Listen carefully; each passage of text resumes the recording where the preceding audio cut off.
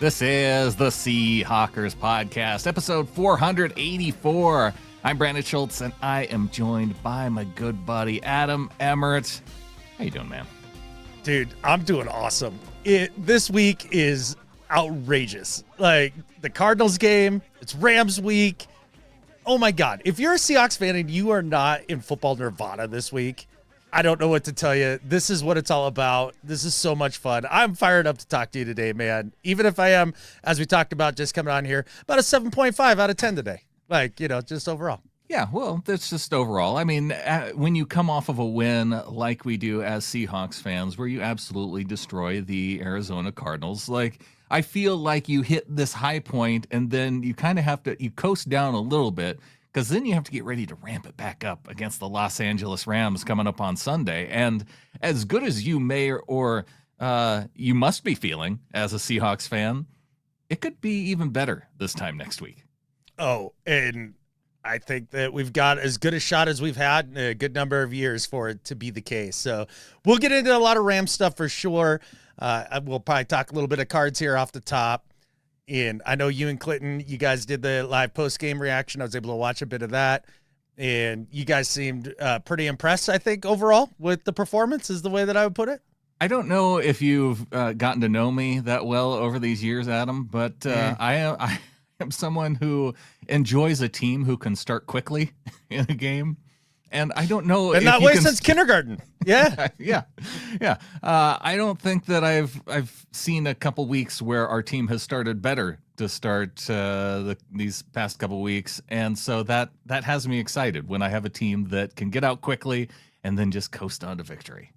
Absolutely. I could give a rip if it happens early or late, as if the score reflects what it did in that game. I'm thrilled by it and the way the score has been the last couple of weeks for these Seahawks, who've been playing dominating football, again, against lesser opponents, and that's all fine and dandy. The Cards are a lesser opponent, if you even want to call them an opponent.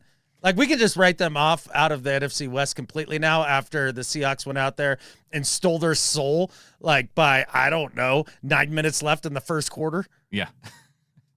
But really, I mean, you go back to these last few weeks, and the Texans, that was a relatively dominant win, except against a defense that still is really, really good. And then the Commanders, who, even though they're on a down year, they were in the championship game last year. So it's fun to be on the streak that we're on and doing it with some players that are lower on the depth chart. For sure. I think one of the things that we learned at the trade deadline is the Seahawks weren't at all interested in giving up the depth that they've acquired to this point to make this run this year. And it's looking like the smart move so far. This week is just going to be such a big telling moment as to some of the things you can take away from where they're going.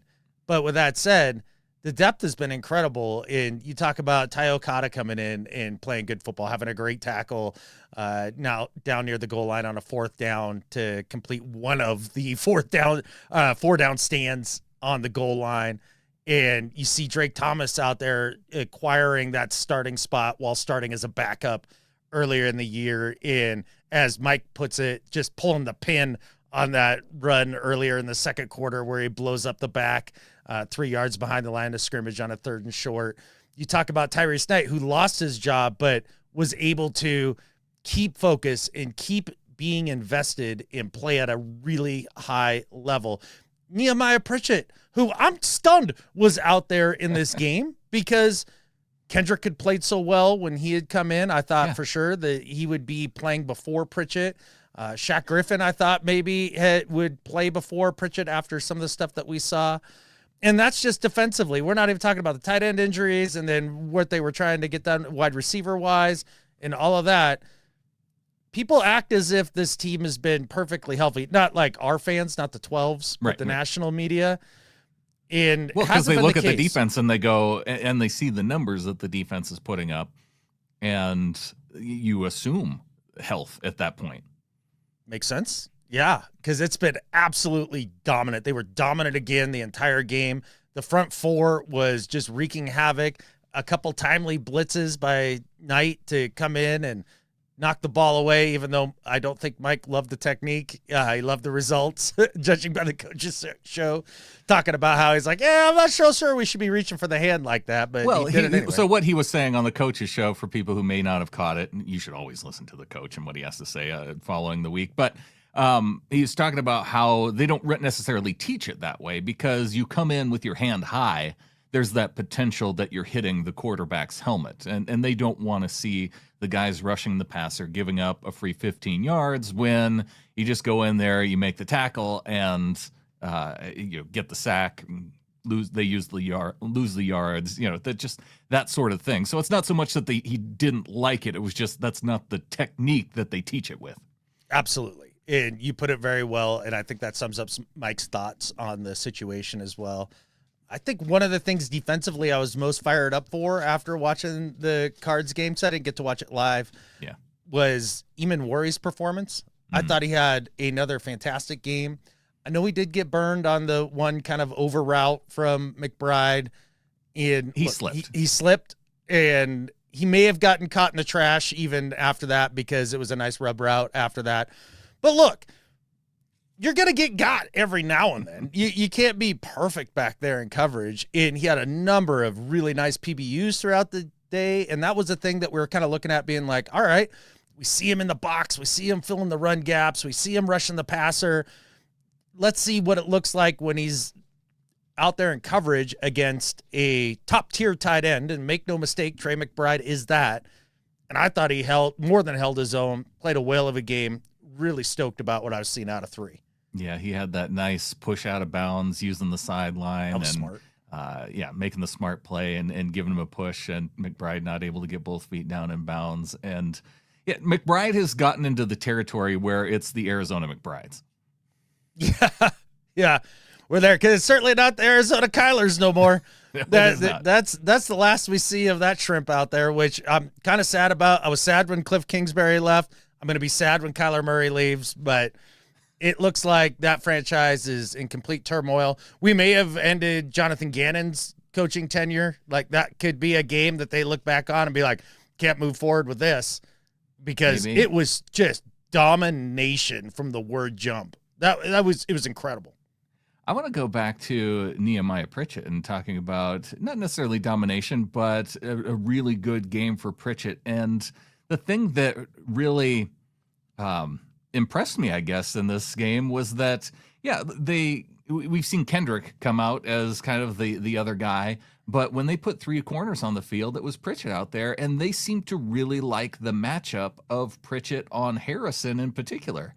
And that is that's kind of wild to me, because if you would have told me that our 5th round pick would come in and shut down, for the most part, a late touchdown, which was a really nice back shoulder throw that's really tough for anybody to defend, let alone Pritchett, but he gets that one touchdown. But really, for the rest of the game, I mean, gosh, he had that touchdown saving knockaway with the ball, which was incredible. That apparently it sounded like Coach McDonald showed multiple times in front of the team, and it kind of goes up there to me with the types of goal line type plays, like Earl knocking it out at the goal line and Cam knocking it out at the goal line. And don't you dare say the tip. It wasn't there. I wasn't going to say the tip. Okay, good. But it reminds you of those types of plays, right? That and with a lot of those are ones that, well, gosh, I don't know. The one against the Rams was Earl. Definitely Cam saved the touchdown against the Lions.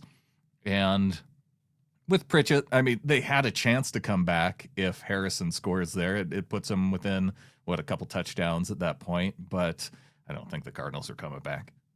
No. And, the score, what was it, 44-22 when it was all said and done? Yeah. Double them up. That's pretty dominant. But even still, I think as Hawks fans, we look at that third quarter and we go, but just why? Why are you like this? Like, you don't need to do that. Like, I just saw 2 quarters ago what you're capable of. And, like, why are we also capable of this? Like, how? For whatever reason, when we get backed up inside the 10-yard line, it's like the team freaks out. Yeah. I mean, I heard Hawk Blogger talking about this with Hasselbeck. Oh, yeah. And him just being like, I don't get it. He's like, why are we even throwing? He's like, we shouldn't even do that. I did hear that part where and maybe it was on a clip or something where he said, we would be better off taking 3 knees and punting. And really, by the time that they went on that one drive afterward, they had the breakoff run of Zach Charbonnet where he chipped off that 30-yarder. And it was right before that drive where I was like, I'm just going to be happy punting on this drive. Like, I just don't want to turn it over. Yeah. And it's crazy, too, because Sam only dropped back 13 times, I think. And we had to have one of them happen there. Like, go with one of the 46 runs at that point. Like, we're in it. But to go back to the offense and just Kubiak and the idea of the run-pass ratio in this game, you're not going to see that very often where you're going to have that sort of imbalance. But if you're going to have an imbalance, I like that one. I like it when you're just jellying it all day. Running game seemed consistent. They were having a lot of success in between the tackles. It wasn't – Charbonnet had a little more, but K9 had his as well up the middle. And they really were working well as a 1-2 punch in that game. I love the game plan. I love the way the offensive line was playing. They really are gelling. I think the only downside offensively – outside of the turnovers, which is going to be a discussion I want to save for when we get to Rams. The Sundell injury is a bummer. And it's not because I think the delta between the two players is all that high. Like, I think they're closer than you'd think in terms of talent. I think they're very close. Yeah. The problem just is continuity. In this offensive line has been gelling over the course of the season.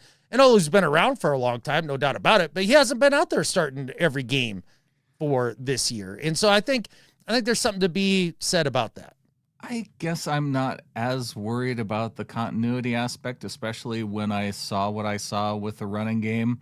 I would have liked to see that in the Commanders game after they got up big and run the ball the way they did here then against the Cardinals. So I liked the way that I saw Olu blocking in the run game. We didn't see him a lot in the pass game, and that's fine. But I think that the other part of that, too, I think we saw one of Bradford's better games. Yeah. I mean, he still had a couple head down duck misses. Like, he does that. It just... Where he just lunges at space. And the more I watch and when he has those really bad reps, and they all look about the same, where he gets his head down and whiffs. He's trying to lead with the crown of his helmet. I don't know what we're trying to do here, but it really does kind of make me wonder just at his size, because really he needs to get his neck up and his ass down. Yeah. And he would be a lot better off with some of those targets. And I just think at his size, it might be difficult to do. But outside of those, had a nice game overall. There was one other play, too, where I remember him blocking in the run game, and I think Sweat just came in from the side and smashed him and absolutely closed up a big hole that K9 had up the middle, and it just squeezed that play, and I think K9 was able to get like 3 or 4 yards still, bouncing it to the right rather than going straight. But I also, like, how does a guy that big get blown up that often? I don't know, man. Yeah, if you get caught by surprise, I don't care how big you are, you're going to get rocked by other massive humans that play in the NFL. But if you're a Seahawks fan and you're fired up for this week and you want to be more fired up about your offensive line, I highly suggest you go and you watch the O-line committee's film breakdown from this week. Both Jeremiah Searles and Alex Boone, former Seahawks great Alex Boone.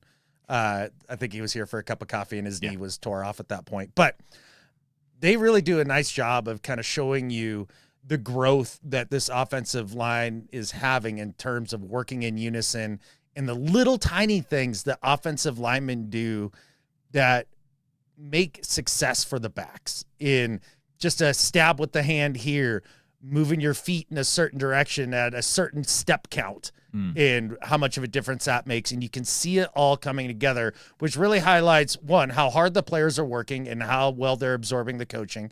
Two, how great the coaching has been from Kubiak and Benton, and just how much this system as a whole benefits offensive linemen, and with an upgrade in talent was able, just how big of a jump this line has made to this point in the season.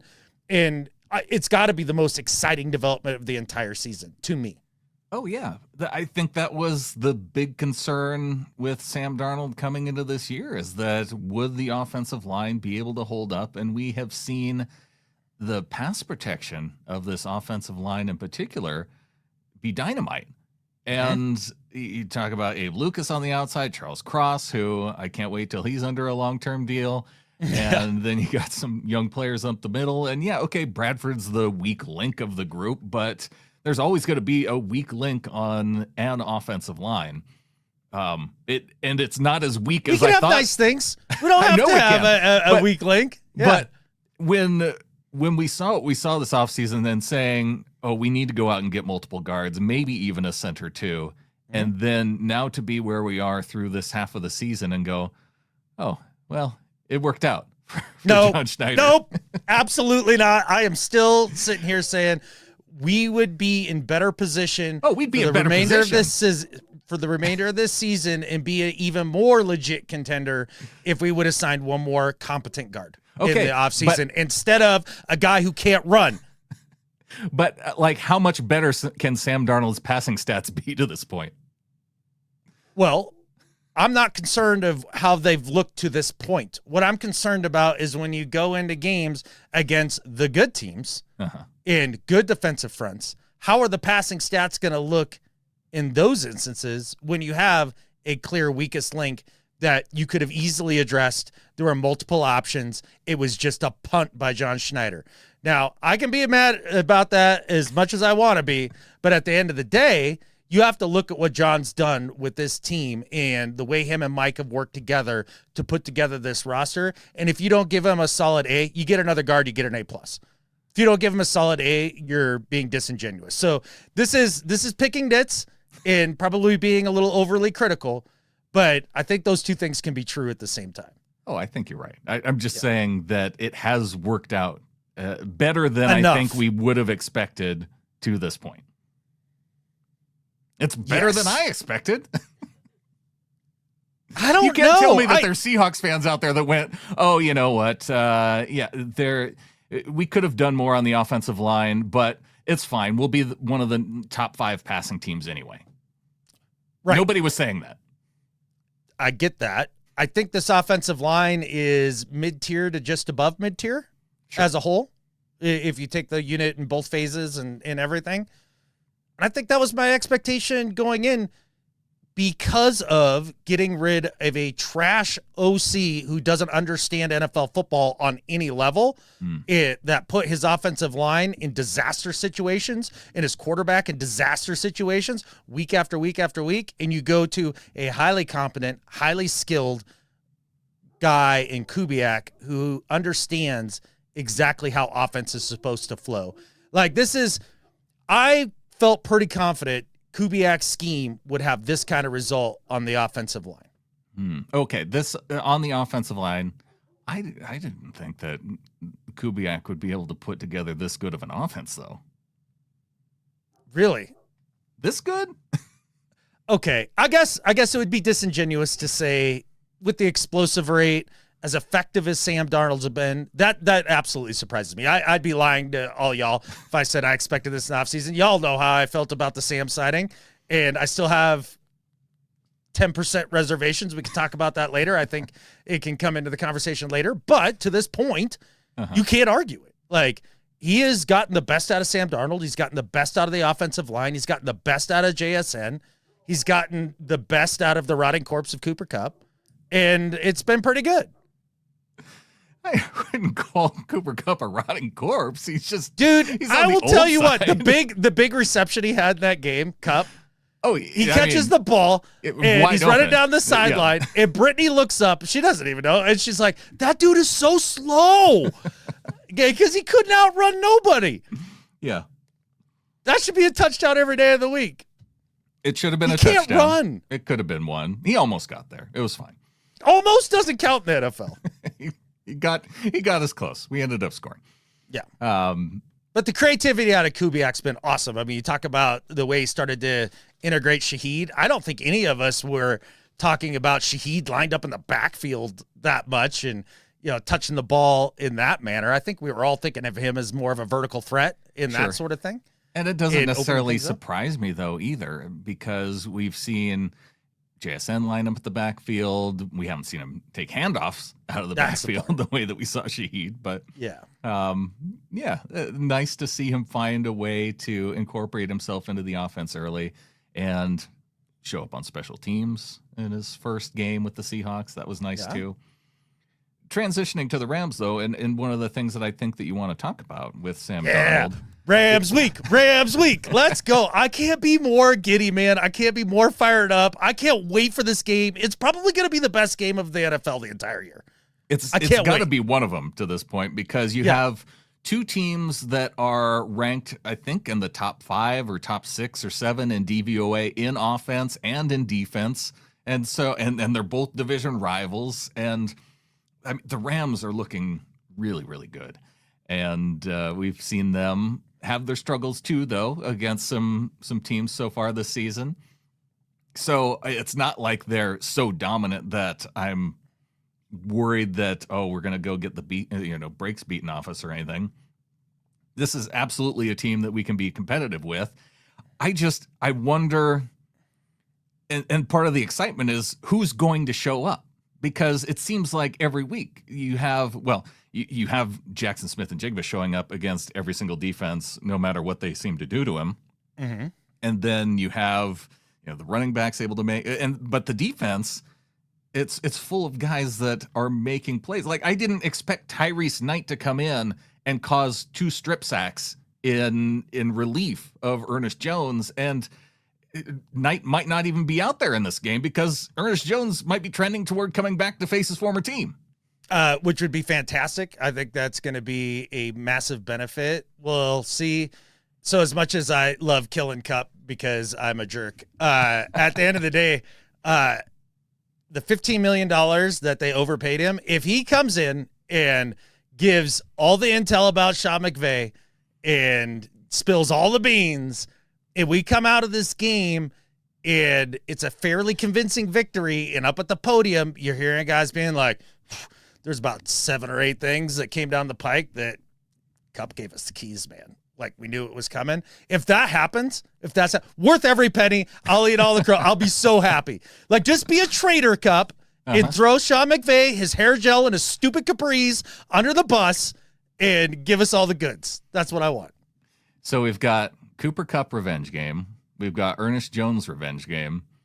And I would argue that this is a Sam Darnold revenge game, because it was this Rams defensive line that really got after Darnold and the Vikings in the playoffs. And it was that game where we looked at as, well, where Vikings fans looked at and they said, oh, if Sam goes in the offseason, that's fine. We've got JJ.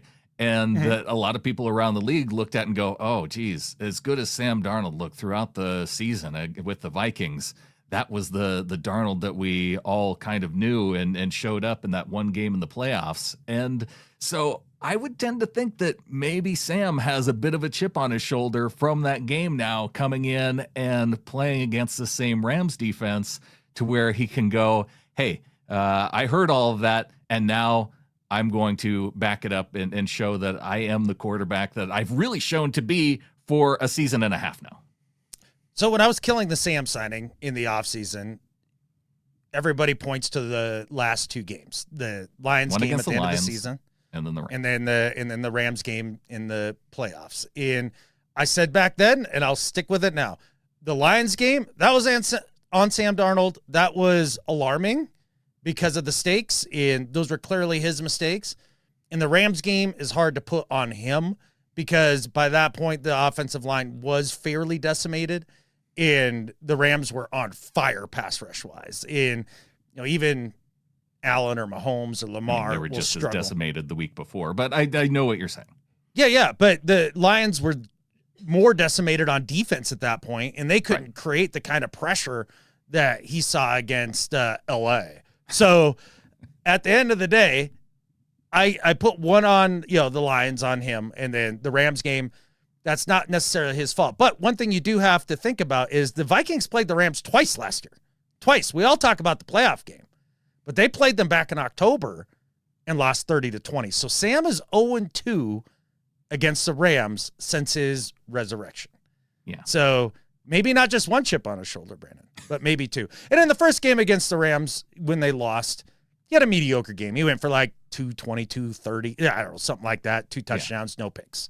And honestly, I think if he has that same kind of performance this week, that equals W for the Seahawks.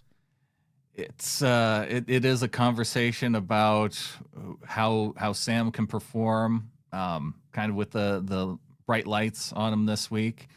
It's a question about whether this Seahawks team as a whole can manage their turnovers, because that's something that week after week I feel like we're talking about. And when you're winning by 2-3 touchdowns, those turnovers, you tend to not care as much, but a little glossing. Yeah. a little bit of glossing. And you can, because especially when the defense is also getting it back and evening things out. But you go against these playoff caliber teams, or even against, gosh, you go back to the game against the Bucs, go back against the loss to the Niners. Like, don't turn the ball over, and those games are probably wins. Absolutely. Look, the turnover problem is a big deal. And I think that it's fair to criticize Darnold about the turnovers coming into this week, just as much as people were critical of Geno in his turnovers last year, because they're fairly on par in terms of how often they're giving up the ball so far this season. Not Geno with the Raiders this season, but Geno last year. Sure. Sam this year. And Sam's in an infinitely better situation this year than Geno was last year. So if you were going to kill Geno for those turnovers, because they can be backbreakers in tough games, and we saw that over and over again with the previous couple versions of the Seahawks under Geno Smith, then you have to look at Darnold and be like, this is unacceptable. You got to take this part of your game up a notch and really take care of the football. Some of them have been a little fluky. Some of them have been legit. But either way, you can't have what's happened in the last couple games when you start to get up big and just open the gate back open for a Rams team that will absolutely step through that gate, steal your lunch money, and make you cry all the way home. So you can't do that.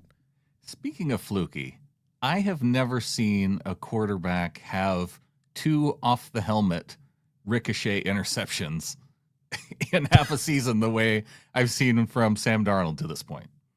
Yeah, just tough, man. And both on guys being pushed into his lap from his right side, where he can actually kind of see. And the funny thing is with the Barner interception, where it went off his helmet, you could see how pissed Sam was, because I think in his mind, with the way that Barner was blocking the defender with his little shuffle forward, that he should have had acres of space to be able to throw that ball without ever having a problem. I think he was flat stunned that something like that could have happened. That was tough. Well, and it was so wide open too. It just shouldn't have happened. Shouldn't have happened. So yeah. But that's a big factor upcoming in this Rams game is the turnover battle. And they're going to have to play I don't know cleaner. how much we're going to get opportunities for the defense to turn it over. Right? I mean, if you're planning on Matt Stafford turning the ball over a lot, then that's a dicey plan. Although if you look at their turnover-worthy throw percentages for both Sam Darnold and Matt Stafford, they're about the same. Okay. Yeah, fair enough. I think when we think about trying to slow down that Rams offense and what that looks like and what's going to be important for the Hawks in the game, you're going to have to get pressure with that front four. It's got to be up the middle. You got to speed up his clock. Under pressure, Matt Stafford's completion rate drops below 50%. So under pressure, not blitzed. Right. So that's what I'm saying. With the front four, and get him under pressure and make it tough. And he can still tear you up, even if you do that. Oh, sure. But that's going to be a massive key right there. And But I don't think that's the biggest key for the Seahawks defense in this game. I don't know if what your thoughts are. Biggest key. No, I did want to touch a little bit on Stafford, because that was one of the things going back and watching the way, because San Francisco was having trouble getting pressure with just 4. And God. Stafford had the cleanest pockets all day. All day. Like, he just stood back there, patted the ball, threw it around the yard, had a cup of coffee. I think he wrote a letter to his mom just because he missed her. Yeah, he had all day. And then the Niners defense was like, oh, well, maybe we should blitz him to try and get pressure. And then he just beat them even worse. Yeah. He's like, oh, you're going to blitz me? Oh, there's an open guy there. Oh, when you blitz me, there's an open guy there. He was even better when they were sending extra dudes. 1,000%. This is year 17 for Stafford. Is that what it is? I mean, there just comes a point with these quarterbacks, if their physical body can hold up and they don't lose their arm strength and all of that, then they are and so they have mentally, the ability to clone themselves. Yeah. or get all the stem cells in your back in an Airstream during the offseason. Remember the stupid narrative of, oh, Matt Stafford's back, I don't know what's going to happen. I remember saying back then, don't believe it. He's going to play week 1. He's going to play all season. Like, this is a load of crap. If you can do that as a 17-year vet, your brain is so further ahead than the 25-year-old defenders that you're going up against that you just can't confuse them. So one of the things that I'm concerned about defensively is a lot of Mike McDonald's scheme is based on disguise and the simulated pressures and all of that. Can you confuse Matt Stafford enough doing that? Or is he still just going to be like, oh, right, bing, bing, bing, and then right to where he needs to go?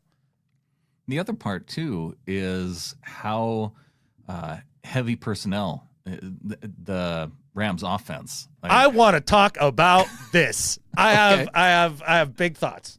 Well, just looking at the game against the Niners, they had 4. So it was interesting looking at snap counts between the Niners offense and the Rams offense, because you had George Kittle, who was out there for like 90% of the snaps as a tight end. And then I think their second tight end for the Niners was out there for maybe 27% of the time. Every single one of the Rams tight ends had larger snap counts. Like, they had 4 tight ends with larger snap counts than the Niners second tight end 2. And they're running a lot of heavy personnel packages. Are they though? Are they? Because I will say this. I have been infinitely annoyed at the coverage of this over the beginning of this week. Oh, the Rams and their 13 personnel. The genius hair gel Sean McVay thought it all up on his own. He certainly didn't steal it from anywhere else. Man, they're running so many multiple tight end sets. It's just amazing. You know what the reality is? This season, the Rams are maybe middle of the pack running multiple tight ends at best. I think they're about 18th, somewhere in there. I'd have to count because for whatever reason, Sharp Football Stats doesn't put numbers next to the rankings, which is the most annoying thing in the world. But they're somewhere down in there, and everybody's acting like they've reinvented running multiple tight ends. Like they're the ones that are doing all of this. And you know where the Seattle Seahawks rank? They rank 4th in the league in running multiple tight end sets this year. Interesting. And with that said, so everybody's saying, oh, watch out for the heavy personnel. Watch out for genius Sean McVay. Like, no. You need to worry about us, because the Rams are one of the top 5 teams in the league at running 11 personnel all year. Yeah. That's where they live. Now, they do live under center about as much as the Seahawks do. Mm-hmm. Like, that's a legit comparison. But you know how many times the Rams have run 2 running back sets? Heavy personnel? Oh, no. Why would they do that? I don't know, because supposedly they're the big, bad, heavy personnel team. Well, I think 2 and 3 tight ends. I think that's more of the idea. Well, the answer is 0. Okay, yeah. Well, I 0. figured that. Not like the Seahawks, who are running a fair amount of 2 running back sets with Oots out there running true heavy personnel stuff. But the Rams have turned into a heavy personnel team. The Rams even have a fullback on their roster? Who knows? But at the end of the day, it's not. It's a fallacy. It's a fallacy. They're still in the last 5 games. They're still one of the top teams of a running 11 personnel. Like they did it more against the Niners for sure. Yeah. But the trend going into it and what they've done on a half a season's worth of body of work, just factually not true. Oh, I think it's more trending that way too, though, because you saw Devontae Adams go down with injury, and I would, especially when they got up they got up 21-0. They also got out to a fast start against the Niners. So what better way to continue to, put your foot on the throat of your opponent is to bring out heavy personnel and run it down their throat. And that's what they did against the Niners. They just kept hammering the rock, and then they get into third down situations and they throw it to Puka and he's always open. I agree with the running part and the running percentages. Like they're a relatively balanced offense, run-pass ratio, where the Hawks, I think after this last week with the 46 runs to 12 passes, are number 1 in terms of running the football and 32 in terms of passing the football. Right. So, yes, they're more 60-40. They're a lot closer to 60-40, whereas Seattle's 50-50, maybe even 51-52% to the run now. Yes. And the run game is a legitimate threat. It's what really does stir the drink for them, because in straight dropbacks, the Rams and Stafford haven't been great. Where they've really lived is in play action. They're the number 1 play action team in the entire league. Yeah. So when you start looking at the body of work in the whole thing that the Rams have put out this season, the number 1 thing you have to do, you have to stop the runs between the tackles, because that's where they're crushing people. And if you can do that, that helps eliminate the effectiveness of the play action. And even if they come out and they're vaunted 13 personnel that I'm not one catfish afraid of, like in any way, like, Colby Parkinson's because coming. It's Colby Parkinson, Tyler Higbee, and I don't know if I can name their third tight end, let alone their fourth. Allen, I think. Oh, yeah, Davis Allen is one of them, yeah. He's a pretty good pass catcher. Yeah, he's good. Yeah, but with that said, like, I'm not afraid of that for Seattle. I think the biggest key to this Seattle defense is, this is my biggest key of the game as a whole. Both of these teams play a ton of nickel, and the Rams specifically dime. They play lighter boxes, smaller personnel, and they're near the tippy top in the league of not running base defense. Mm-hmm. So whichever team can force the other into base defense by running the football effectively is going to win this football game. And I don't think the Rams' rushing attack is going to be enough to get the Hawks out of their nickel looks with the way that the linebackers are playing, along with Eamon Wari, not to mention the disruption of one of the best defensive line duos in the league with Murphy and Leo. Yeah, I do worry about missing Jaron Reed in this game, where it wasn't as much of a concern against the Cardinals. So that part's going to be, how do they look up the middle without Reed on defense? That forcing the Rams into base defense. I think that they're going to be a solid run-stopping team anyway with the guys that they have. I mean, they got Puna Ford up the middle. I think, is it Kobe Turner that's dealing with injury? But they just have such a strong line. Landman has been a good linebacker that they picked up from the Falcons. Yeah. And I don't know why the Rams, they just find dudes to play linebacker every single year. And it's annoying. Yeah. Yeah. Well, I'm pretty sure I'd take EJ4 over Landman, and I think EJ4 should take that personally. I think he should get on the field this week, and I think he should take it out on Matt Stafford and everybody. Look, if you can shut down that run in between the tackles to a degree. Yeah. And you can heat up Stafford up the middle with the pass rush that nobody's been able to stop. Not one team to this point.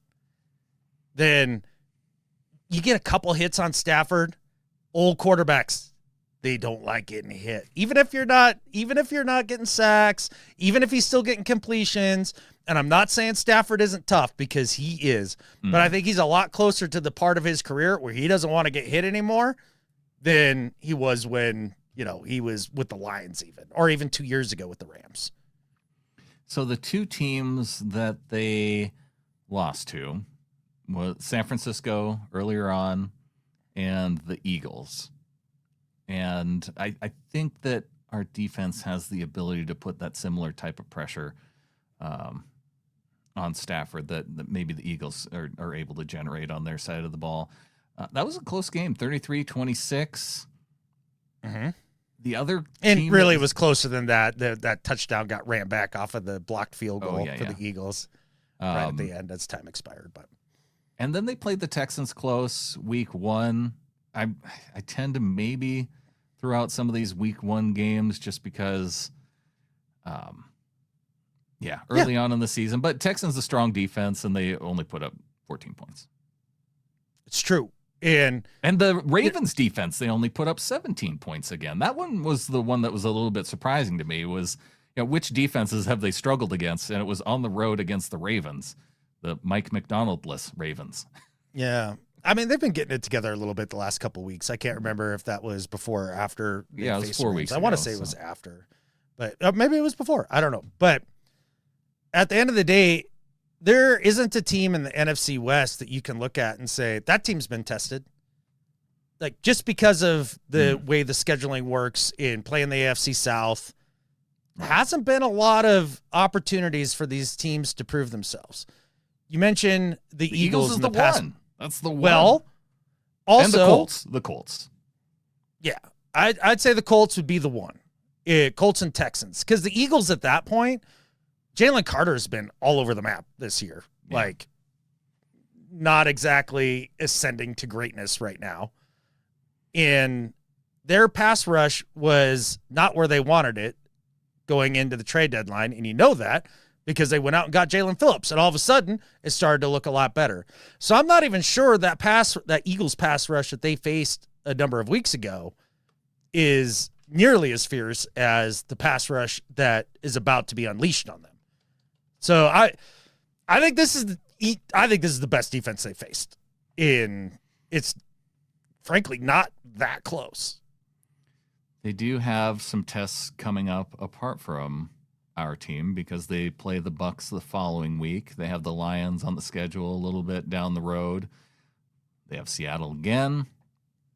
And they have a couple NFC South teams other than the Bucs, but and the Cardinals twice. So this is a really critical game for Seattle to be able to put themselves ahead. If they want to win the division, to win the NFC West, they're going to have to beat the Rams definitely once and probably twice. Yes.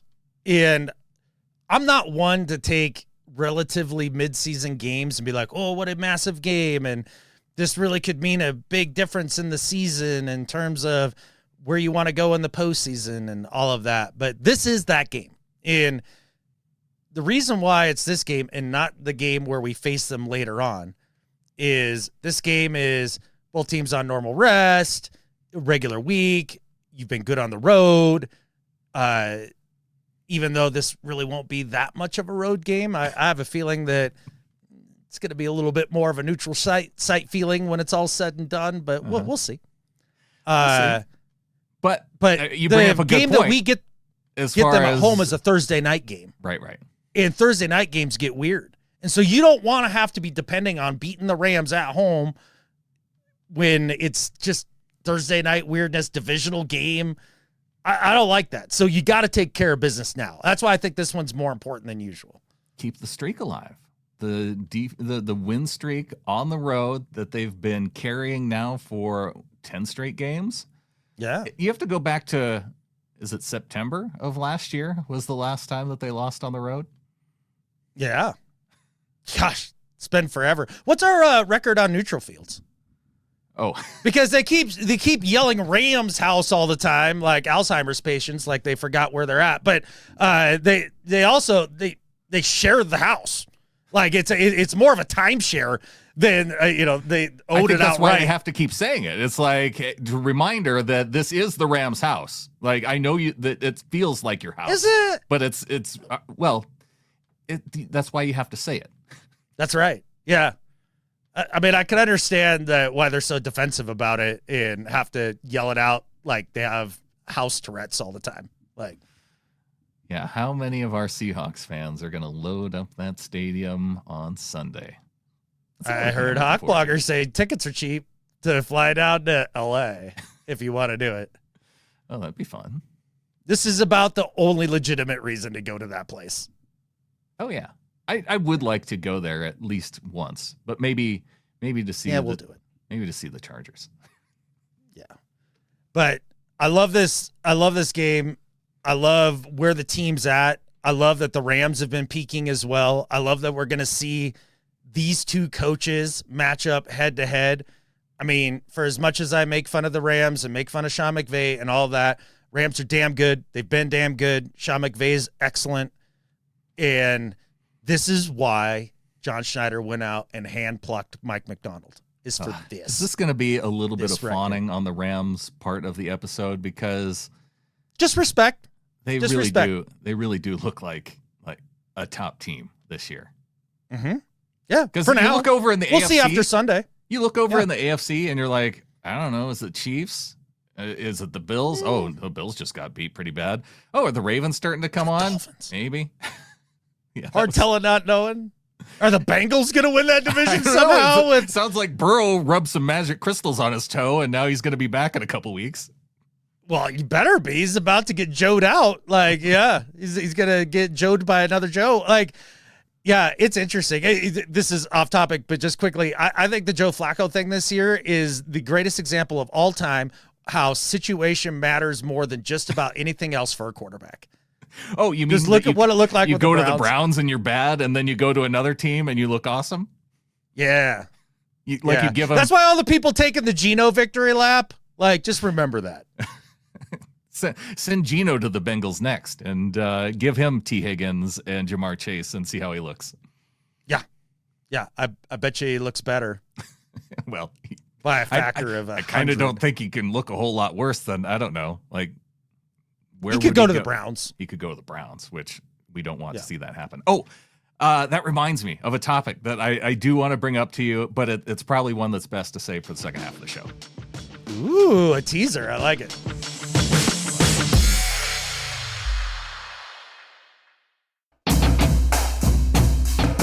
Getting to the second half of the show, Adam, I teased it. Now I'm worried that you're going to be disappointed because you're all excited about it. Can't be. I was just thinking about it with regard to the Browns because they have this top-tier pass rusher in Myles Garrett, and with Sam Darnold having the season that he's having, them obviously being a quarterback-needy team, if the Browns came to you and said, we will give you Myles Garrett and 2 first-round picks this offseason, because we can't do it now because the trade deadline's passed.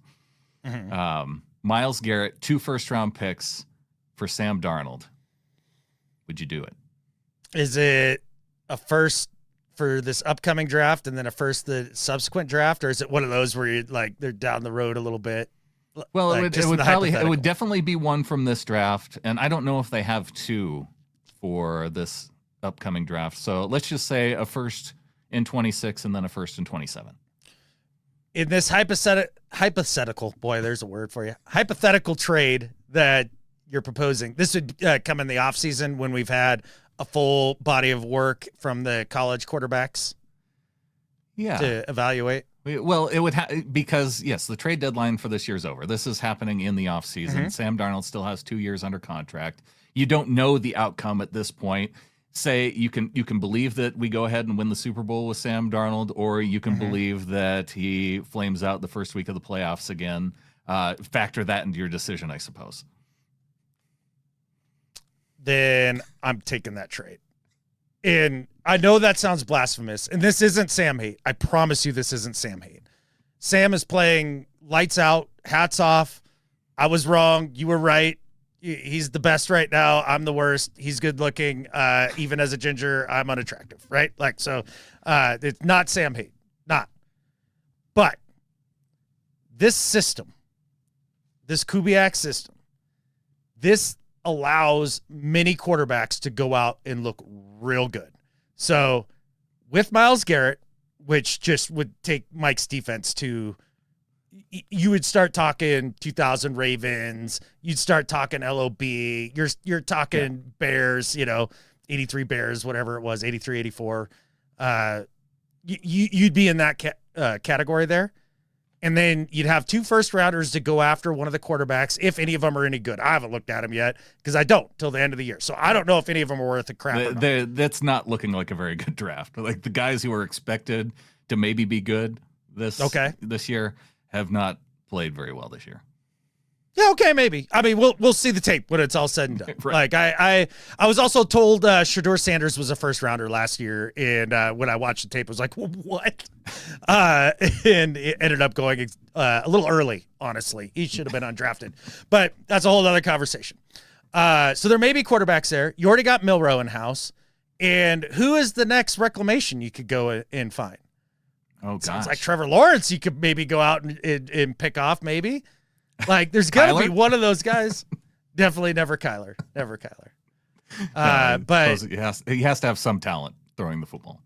Yeah, I mean, you got to have some confidence that John could go out and find that. What is maybe Drew Lock is the next reclamation, right? Maybe Mac Jones is the way he's playing. No. I don't need Fat Mac in my life. I don't. Well, he's the Niners still think that they're in this. Do they? I think they do. I don't think any of the legit fans do. Like all 6 of them.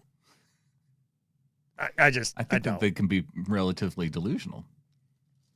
Well, we all can, and I'm sure a lot of people would say that about us in this show, but because Niners fans are saying, well, we already beat the Rams once and we beat the Seahawks in week 1. So, we're going to be right in it with this division. Be That's right in it. The luckiest blind squirrel in the history of blind squirrels. Like usually, they find a nut every once in a while. You found 2. Congratulations.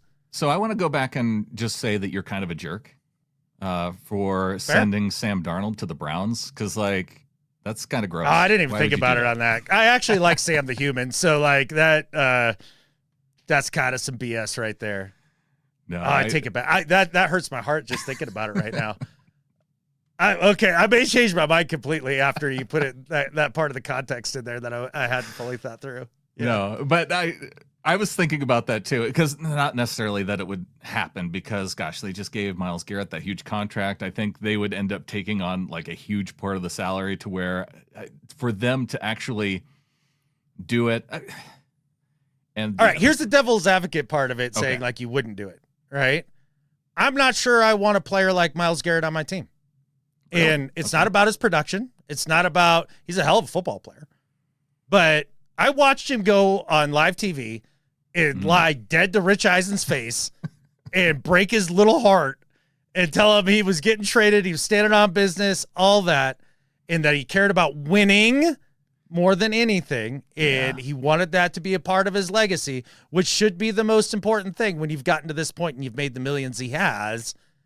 And they flashed him a big old check, and he took it to stay in that dysfunction.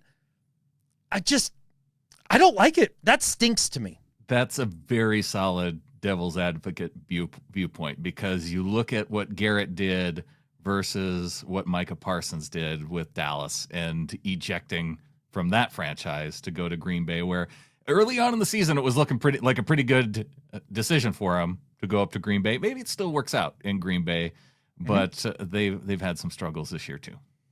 I'm not writing the Packers off yet. They have, especially offensively, just been kind of a nightmare. So I can see where people's heads at this point, being like, oh man, it didn't really move the needle like they hoped, and is it really better for Micah there? But I think ultimately it'll work out for him there. Oh, I think it's still better for Micah there. I mean, the Cowboys aren't winning. You don't have to look at possessed Jerry Jones. He's been possessed by the spirit of Al Davis. Yeah. Every day. Gross. Some people who aren't gross, it's our executive producers, DCH, Ryan Peterson, our YouTube live executive producer, JC Schilling and the 313th, as well as Brian Shaw. And we've got some people to welcome to the flock, Adam.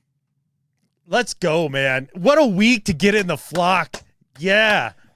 Well, of course, we've got Stephen Kirkpatrick coming in with his $44.22 donation. Damn, well, our offense has to dial it back, dude. Like, we're going to break Stephen. Like, he's going to be broke. I think Stephen wants to see them put the hammer down and score 50 finally. Okay. They got to get there. This game could have been like 80-something, and they took their foot off the gas against the Cardinals, which is disappointing. But Carlos Fuentes came in, gave us a raise, moving up to the 12-12 tier. So a big thanks to Carlos, and you'll be in the thank yous at the end of the month. Dude, raises are like, when we get the raise, it's almost more satisfying than a new member, just because, like, you got in, you paid a little bit of value for the value you thought you were getting, and then even then, you're like, there's more value here. And, like, it's just such a tremendous compliment, and so huge thanks, man. I do appreciate that, and I think you're correct on that one for sure. Mark Edwards is in at $3 a month, so welcome to the flock to Mark. Hell yeah, Mark. All right. And Tad coming in at $54 for the year in Canadian money. And that's another thing that I like to see is when people say, you know what, I know that I'm going to get the value for the entire full year coming up. That's awesome. I'm going to lock it in right now. Dude, that's awesome, Tad. We appreciate you, man. Just huge thanks. And I'm sure Tad's just more than a tad fired up for this week. I just feel it. Like, we all are, I think. We're all fired up, and Fernando was a little bit too fired up with making his picks a couple weeks back, but he's got an email coming in and saying... I saw a little of that, yeah. Dear Brandon, Adam, I am deeply sorry about my inexcusable bad judgment. I can only apologize for my mistake. I would never choose another team over the Seahawks. Anything I say would sound like an excuse. Honestly, what I did, as I regularly do, is enter on Tuesday and fill out the pick'em, so in the worst case, I do not forget and return later and refine my picks. Clearly, I never came back. I am grateful that the Seahawks won, as I would be in pain for jinxing them. As a penalty, I will make a donation in the next few days. Sorry again. Thanks for the great content. Go Hawks. Yours sincerely, Fernando, your reigning Pick'em League champion. That's right. Look, when I heard that with Fernando here, he had picked against the Hawks, I couldn't believe it. I'm still convinced that AI hacked into the Pick'em League and changed it on him behind his back. Like, I'll make excuses for Fernando. I don't even care. Like, I don't think it's his fault. I think his computer betrayed him. I think the CIA's been monitoring him and is trying to, like, throw him under the bus in front of Evie. Like, because he doesn't have to apologize to us. Like, he just needs to watch out for Evie. That's true. And speaking of Evie, we will find out, and maybe there's a punishment that Evie has in mind because she is our overlord, and she's coming in with her email this week.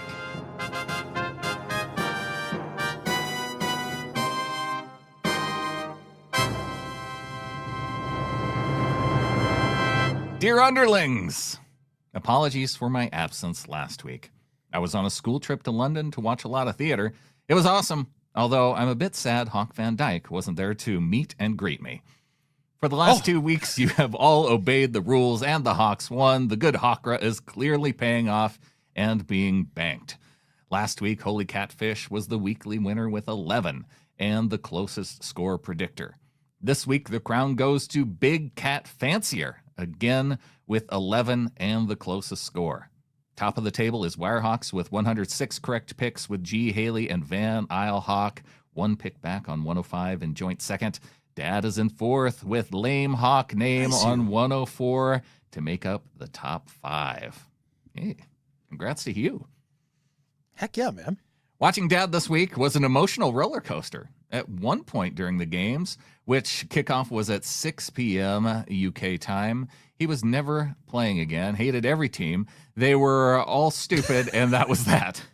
By the time he got up on Monday morning, all was right with the world, and he was happy. I think Adam is safe from having a lodger for a bit longer.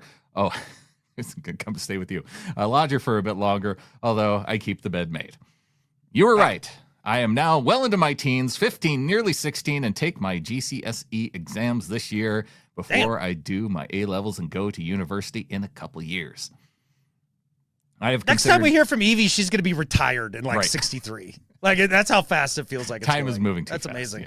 Yeah. I have considered passing the Overlord reins to my younger sister. See, she's already thinking about retirement. She is very sporty and watches some NFL with Dad, but she scares me. I like it. And if you think my punishments are harsh, she is more likely to come to America and hunt you down and physically punish you if you broke the rules. So maybe not just yet. Have a lovely week. Go Hawks. Love Evie.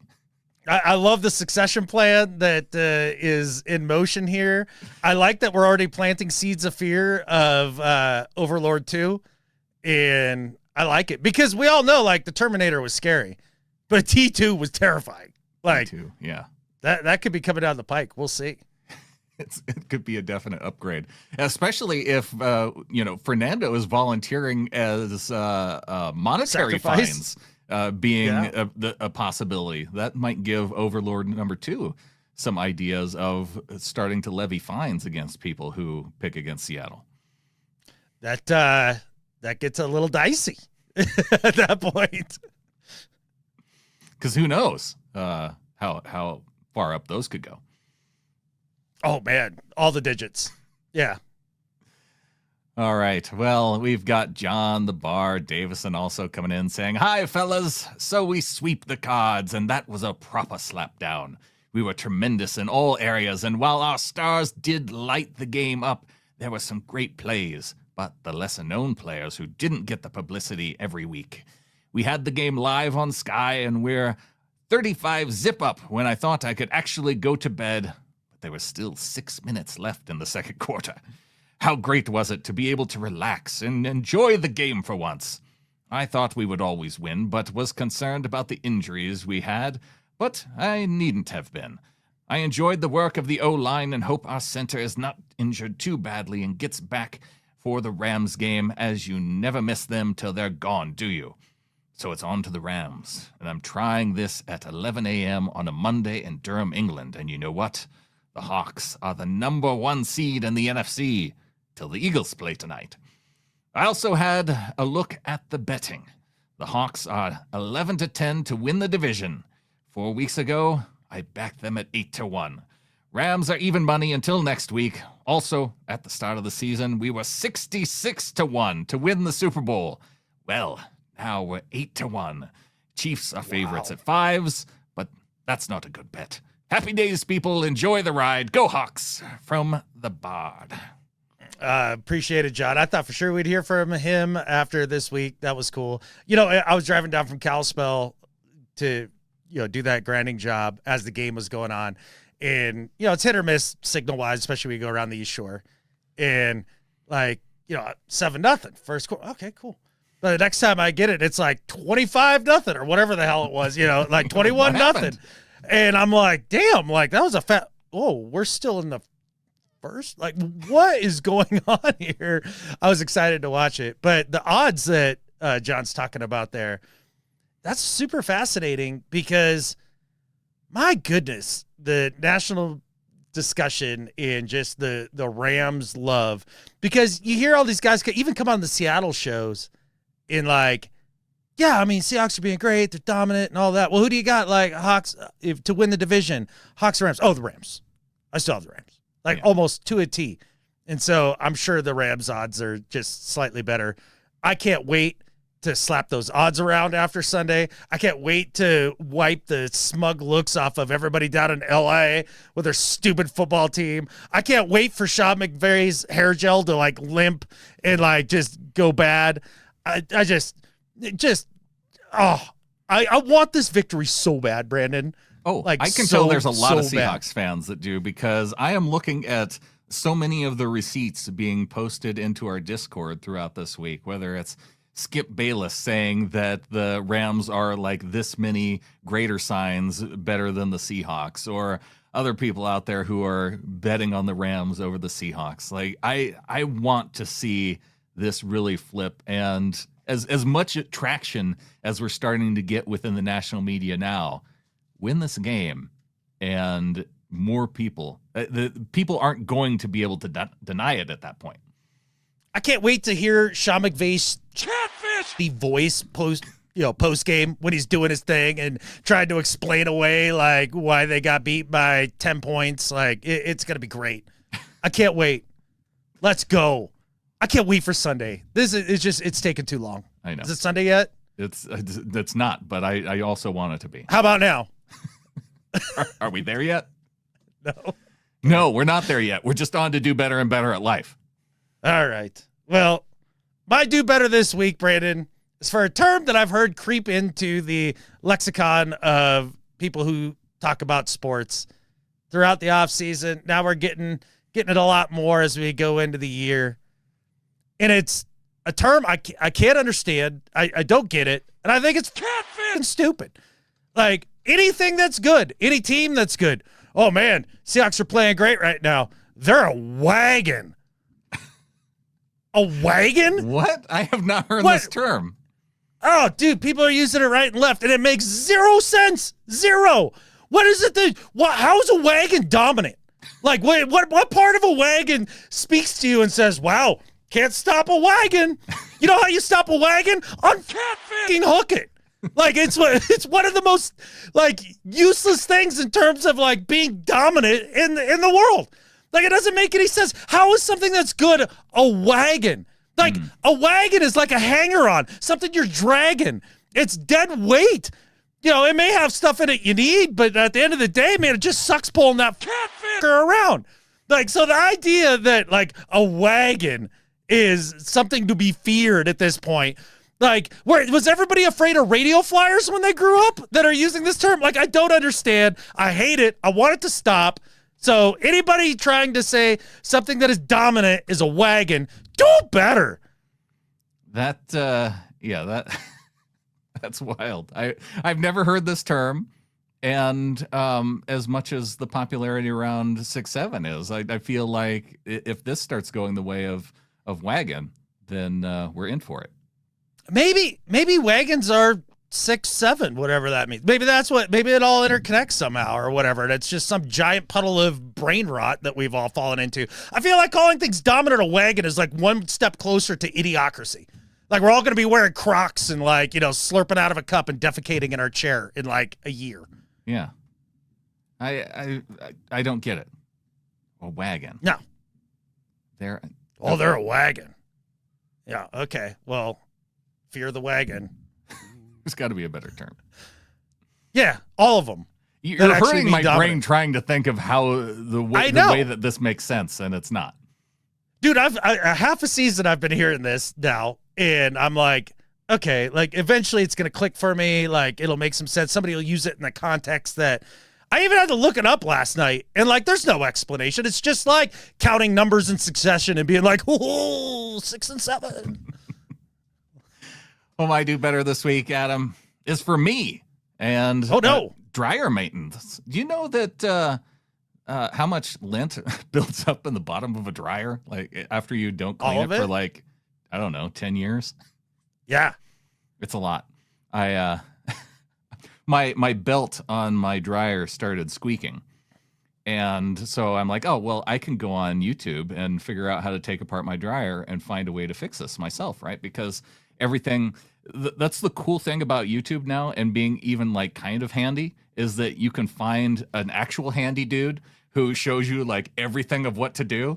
And then you can gauge yourself on like, oh yeah, I'm at least handy enough to turn some screws and to take apart a few pieces and be able to, like, I can do that because now I've seen it. And so I did that. I took apart my dryer and performed the necessary maintenance to actually clean it out. And I was just a little bit embarrassed at how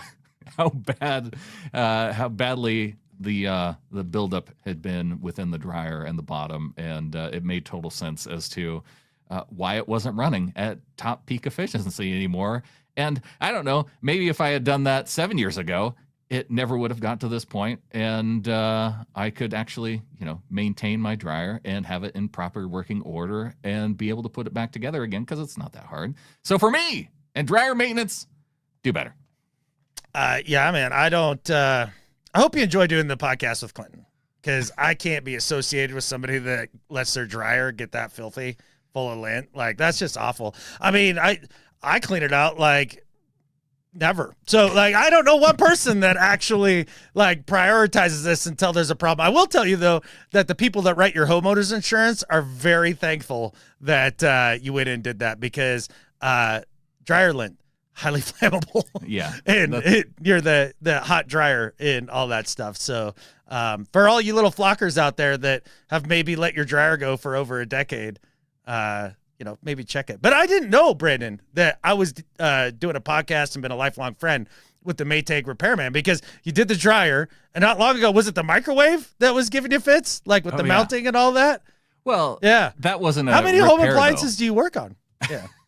I have also repaired my dishwasher. I've also like the heating element. I've replaced a heating element in a dishwasher, and so yeah, there's it's surprisingly light. The dishwasher is, to be able to pull it out, and you would think that would be a more sturdy appliance. It's not.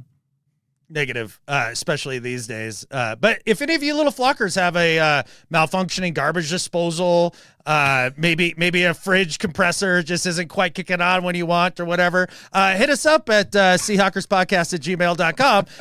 Attention, Brandon Maytag Repairman, and he'll be right to your door, and he'll get it taken care of for you. He may have to watch YouTube for a second first, but he'll get it done. Now that the shutdown is over, I'm done with odd jobs, so you can maybe wait until the off season. Fair enough. But hopefully nobody's houses burns down with dryer lint, between now and then. I felt like I should at least put that out as a PSA, right? Because 10 years is probably a little too long to let it go. If it's been more than 10, you might be in the fire danger territory. Yeah, this felt like one of those, the more you know. Like, we need the stars across the screen and one of the original cast members of Friends to tell you about your dryer lint dangers. Yeah. It's true. On to Better at Life. All right, man. My Better at Life than Skip Bayless this week is for the ionosphere, Brandon, because last night you gave me a literal heads up. Britt and I were here at the cabin, and we have crazy dark skies here because we're out in the middle of no man's land. And you shot me a text and we're like, hey, man, how are those northern lights going for you? And went outside, and they were ripping. Oh, my stars. Like, it was incredible. I'm sure a lot of you out there got to see some of the show yourselves, but that is the most colorful, the most intense, the most amazing northern lights I have ever seen. And it was super cool. And the ionosphere protected you from all of that charged plasma that was racing at the planet and turned it into a very amazing light show. Brandon, our sky to the north of us was solid fuchsia, like pink. Like, it was incredible. I've never heard Brittany squeal so loud in my life as when she saw a full-on pink sky. I thought I made her happy. Wrong. Ionosphere makes her happier than me. And so for that, the ionosphere, better at life than Skip Bayless. Well, she sees you all the time. This is relatively and that's rare. Too much. Yeah. Yeah. So I can see this is a special moment, and it was. I know it took a while too to even in Montana, like, we get it relatively enough to where if you drive out to a pretty dark part, that you can see the northern lights a few times a year at least. I know the people that with the camera phones, it picks up a lot better through the phone than sometimes you can see with your eyeballs. Mm-hmm. But when you can see them without the phone and just see them with your eyes, it's pretty neat. You can see why people make trips to actually go do it. I get it. And, usually I've just kind of seen the dull, like, gray-green stuff, and kind of dim and all of that. And this, like, the only reason the phone picks it up more is because it's just a long exposure. If you could, like, somehow, take the moment and pour more, solar lights into your eyeballs, you'd see it at the same intensity. So, but it was cool, man. That was a lot of fun. So, again, thanks for the literal heads up. Yeah, it almost feels like a Better at Life for me after the do better. But you can give it to pat yourself on the back. That's fine. Yeah. Well, I will associate with you again now that you have a lint-free dryer. Okay, I appreciate that. Yeah. My Better at Life this week is for the Arizona Cardinals, continuing to be a dysfunctional organization. We touched on it just a little bit at the start of the show, Adam, but the way that they have handled this Kyler Murray debacle by him. They got to this point to where, they're going to have to decide between Jacoby Brissett and Kyler Murray. And they're like, okay, well, yeah, Jacoby's the starter now. And then it was, I don't know, less than 24 hours later that they're having to put Kyler Murray onto the IR because his foot still isn't healed. Like, there's an easy way to do this. It is to continue to say that Kyler still isn't 100% and to ride with Jacoby like as long as possible. And then you don't suffer through the embarrassment of naming a dude your starter and then going out against the Seahawks and having him look like absolute dog water against the Seahawks defense and entirely putting into question your entire organization, your coaching staff, what you've done like at the general manager level with Kyler Murray. And it just puts the Cardinals into an area of dysfunction that, frankly, I feel like they deserve at this point. And for continuing to show that they are at the bottom of the NFC West and acting like that within the organization as well, you guys are better at life than Skip Bayless. That team is just a puddle of mess. And it starts from the top. It will always start from the top. So even when they get rid of folks like Kingsbury and now, the Shrimp Kyler, in all of that, I have just unending confidence that the Bidwells will manage to create enough dysfunction around this team for the next 10 years to take one more team out of contention in the division to ensure the Hawks win the next 5 Super Bowls. So, it's awesome. I enjoy everything about that franchise except for their the Indian Burial Ground Stadium. I hate that thing. Yeah. There's all sorts of things not to talk about regarding that stadium, but yeah, man, it just never makes me sad to see them be the Cards. Like they just are what they are. I will take a 3-team race every single year like that because what would be worse? It would be having like one more good team in the NFC West to actually have to contend with. And thank goodness to the Bidwells. That they just continue to make that franchise a bad one. Yep. Yeah, let's keep them in ownership forever. Although I could live without the 3-team race. I would love to have the next 10 years of Belichick-Brady luck and just have the rest of your division be absolute horse crap for a decade so that you can easily scoot into the playoffs every year and then, then turn it on. That sounds great. Well, maybe when they finally get to the bad Stafford clone, then maybe we'll get some organizational luck with the Rams. That's true. Because we can always learn from multiplicity, Adam, is that sometimes one of the clones is going to be the bad one. Yeah, I expect the next clone Stafford to go out on the field and when he's calling the plays, like look at an offensive line and be like, I got a wallet. I drive a car. And I think with that, there's only one thing left to say. Go Hawks. Go Hawks.